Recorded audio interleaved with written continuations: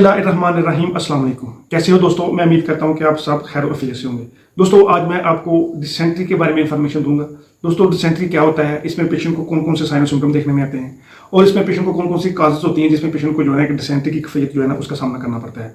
और लास्ट में आपको होम्योपैथी के मेडिसिन के बारे में इंफॉर्मेशन दूंगा जो कि डिसेंट्री के केस में पेशेंट को बहुत ही अच्छे तरीके से जो है ना वो क्योर करती हैं। तो दोस्तों ये तमाम इंफॉर्मेशन मैं आपको इस वीडियो में बताऊंगा, तो मेरी आप सबसे गुजारिश है कि वीडियो को एंड तक लाजमी देखें। मैं हूं डॉक्टर उमर और आपको अपने चैनल होम्योटेक में खुशामदीद कहता हूँ। दोस्तों डिसेंट्री दरअसल ये एक इन्फेक्शन होता है जो कि हमारी इंटेस्टाइन को जो है ना वो अफेक्ट करता है। दोस्तों जब हमारी इंटेस्टाइन में बैक्टीरिया की वजह से या फिर पैरासाइट की वजह से एक इन्फेक्शन या फिर इन्फ्लामेशन जो है ना वो पैदा हो जाती है, तो दोस्तों इस केस में पेशेंट को जो है ना एक बार बार स्टूल की जो है ना वो हाजिर होती है। और दोस्तों इस स्टूल में कभी कभार जो है ना म्यूकस की फॉर्मेशन उसका सिम्टम देखने में आता है या फिर जो है ना एक ब्लड की फॉर्मेशन जो है ना उसका सिम्टम जो है ना वो देखने में आता है। और कभी कभार पेशेंट को जो है ना वो पेट में इतनी शदीद मरोड़ होती है कि पेशेंट जैसे ही स्टूल पास आउट करके आता है तो उसके बाद दोबारा उसको जो है ना वो स्टूल जो है ना उसकी हाजत जो है ना वो हो जाती है। तो दोस्तों दरअसल इस कंडीशन को जो है ना वो डिसेंट्री कहते हैं। यानी ये एक इंटेस्टाइन जो है ना हमारी आंतों का इन्फेक्शन होता है, उसमें इन्फ्लेमेशन हो जाती है जिसमें पेशेंट को बार बार स्टूल की जो है ना वो हाजत होती है और स्टूल में जो है ना एक ब्लड की फॉर्मेशन या फिर म्यूकस की फॉर्मेशन जो है ना उसका सिम्टम जो है ना वो देखने में आता है।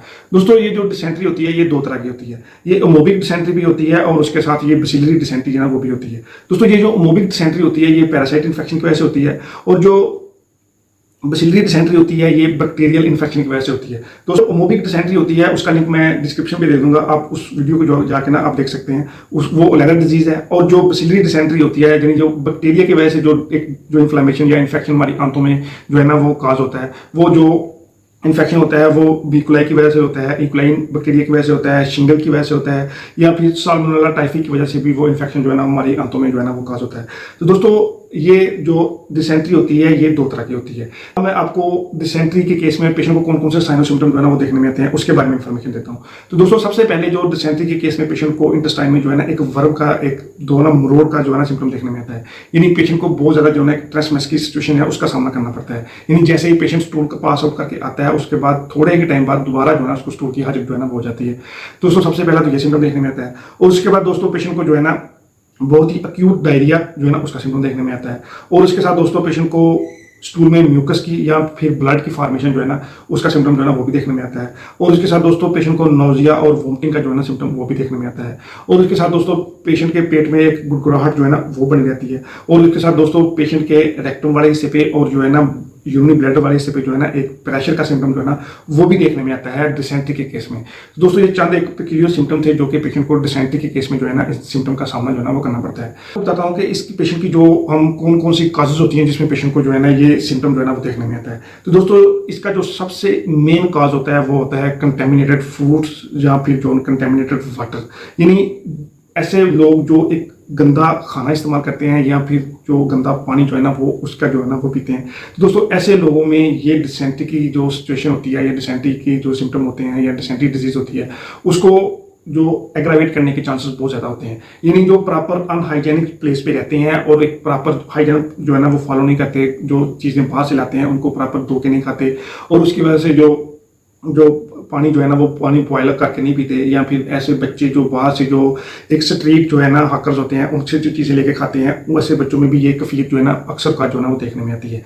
यानी ये जो बैक्टीरिया होता है या पैरासाइट्स होता है ये गंदी चीज़ें खाने से या गंदा पानी पीने से या बाहर से जो चीज़ें हमारे स्ट्रीट हाकर्स होते हैं उनसे लेके जब वो खाते हैं तो ऐसे बच्चों में ये सिम्टम जो है ना डिसेंट्री की बहुत जल्दी से जो है ना वो फैलते हैं। तो दोस्तों अब मैं आपको होम्योपैथी की मेडिसिन बताता हूँ जो कि डिसेंट्री के केस में पेशेंट को बहुत ही अच्छे तरीके से क्योर करती हैं।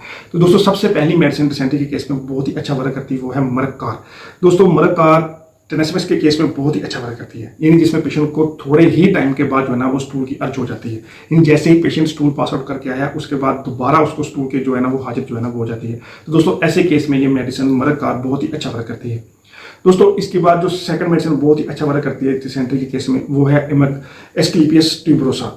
दोस्तों एस्क्लेपियस ट्यूबरोसा ऐसे केस में बहुत ही अच्छा वर्क करती है जब पेशेंट के पेट में बहुत ज़्यादा गुड़गुड़ाहट हो और पेशेंट जब स्टूल पास आउट करता हो तो उसको बहुत ज़्यादा जो है ना प्रेशर के साथ जो है ना वो स्टूल उसका अखराज जो है ना होता हो। यानी एक फायर जैसा सेंसेशन जो है ना वो पेशेंट को स्टूल पास आउट करते वक्त जो है ना वो हो और उसके साथ पेशेंट के पेट में ऑल टाइम गुड़गुड़ाहट जो है ना वो बनी रहे। तो ऐसे केस में ये मेडिसिन बहुत ही अच्छा वर्क करती है। दोस्तों इसकी जो थर्ड मेडिसिन बहुत ही अच्छा वर्क करती है वो है मर्कसाल। दोस्तों मर्कसाल ऐसे केस में बहुत ही अच्छा वर्क करती है जब पेशेंट के रेक्टम के ऊपर और यूरिनरी ब्लैडर के ऊपर जो है ना बार उसका जो स्टूल है उसका प्रेशर बना हुआ हो और पेशेंट को बार बार अर्ज होती हो स्टूल पास आउट करते वक्त। दोस्तों ये मर्कसाल मेडिसिन हमारे इंटेस्टाइन की म्यूकस मेम्ब्रेन की इन्फ्लामेशन की भी बहुत ही अहम मेडिसिन है। दोस्तों चूंकि ये इन्फ्लामेशन जो इन्फेक्शन है वो हमारे इंटेस्टाइन में होता है और इंटेस्टाइन की जो म्यूकस मेम्ब्रेन है वो इरिटेट होती हैं, तो ऐसे केस में ये मेडिसिन मर्कसाल बहुत ही अच्छे तरीके से हमारी इंटेस्टाइन की जो म्यूकस मेम्ब्रेन है उसको भी कवर अप करती है, उसकी इन्फ्लामेशन को इन्फेक्शन को कवर अप करती है, और जो बैक्टीरिया होता है जो पैरासाइट्स होता है जो कि इन्फेक्शन काज करता है और उसकी वजह से डिसेंट्री की कफियत देखने में आती है, तो ऐसे केस में ये मेडिसिन बहुत ही अच्छे तरीके से जो है ना डिसेंट्री को कवर अप करती है। तो दोस्तों ये होम्योपैथिक मेडिसिन थी जो कि डिसेंट्री के केस में पेशेंट को बहुत ही अच्छे तरीके से क्योर करती है। उम्मीद करता हूँ कि आपको ये वीडियो पसंद आई होगी। मेरी सबसे गुजारिश है कि वीडियो को शेयर करें, चैनल को सब्सक्राइब करें और बेल आइकन लाजमी दबाएं। थैंक यू, अल्लाह हाफिज़।